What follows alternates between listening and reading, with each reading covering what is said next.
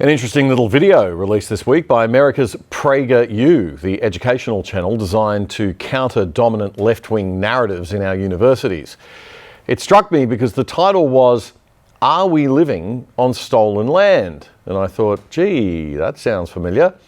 This video was written by Professor Jeff Finn Paul, a professor of economic and social history at the prestigious Leiden University in the Netherlands.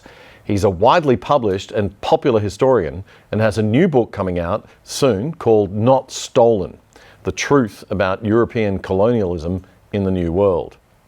Professor Flynn Paul starts his video summarising the dominant narrative that's being taught in universities in America about the nation's history. Columbus and the Europeans who followed him sailed to the New World with the intention of exploiting whomever they found, and, if necessary, enslaving or exterminating them. Soon afterwards, they began importing black bodies from Africa. They then built the world's richest country out of a combination of slave labor, stolen land, and environmental destruction.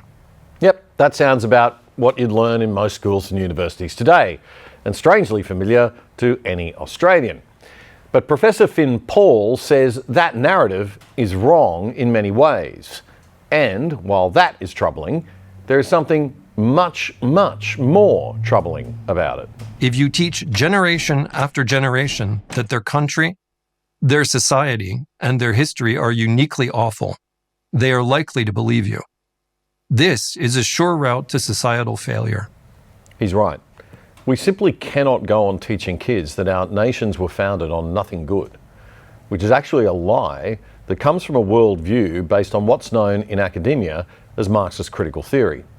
It's a lie that almost wiped Eastern Europe and parts of Asia out completely in the 20th century and led to the deaths of tens of millions of people at the hands of their own governments. Their own governments. Let that sink in. How does that happen? That's not some right-wing cooker theory. It really happened.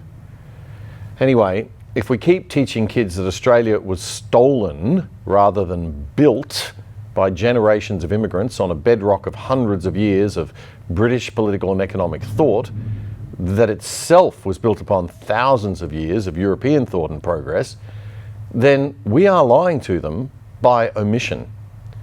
They grow up, become teachers, and teach the lies to the next generation of kids. And pretty soon, most people believe, deep in their bones, that the country is built only on the horror of a brutal invasion. And when that is the case, the country will collapse. It has to. Unless good people stand up to the lie. And that's hard when the lie has been accepted as a new, deep cultural truth and dominates society and its media and education and even corporations. And your job promotion actually depends on you reading the script and towing the line. What do you mean you're not going to do a welcome to country? No promotion for that mid-level manager, says HR. He displays a lack of cultural sensitivity that violates the values of Megabank Incorporated. But I digress. Where were we? Oh yes, the founding of America. Professor Finn Paul says the narrative of the stolen country doesn't stand up to scrutiny by any measure, and it's dangerously short-sighted. There is hardly a single civilization on Earth which did not displace natives or which did not engage in nasty wars or ethnic cleansings at many points during its history. No matter who discovered the New World, it's inevitable that a large proportion of its inhabitants would have died within the first few decades after first contact. The New World population was smaller and more homogeneous than the Old World population. Thus, its people had less immunity to disease than the people of the Old World, where communities from Africa, Asia, and Europe had been intermingling for millennia. So the claims of genocide by disease have almost nothing to do with European actions, apart from their simply reaching the New World. And of course, Europeans of the time had no way of predicting the continent-wide epidemic repercussions of their actions. Okay, fair enough. But surely what we hear about native societies being less warlike, more peacefully nomadic, and living in perfect harmony with the environment is true, isn't it? That Native American society was just as warlike as any other in human history. The anthropologist's vision of Native Americans as peace pipe smoking environmentalists, which gained purchase in the 1970s, has long since given way to a more Hobbesian portrait of pre-Columbian reality. In North America, most natives were primitive farmers. This means that, with some exceptions, they had no permanent settlements. They farmed in an area for a few decades until they wore out the soil.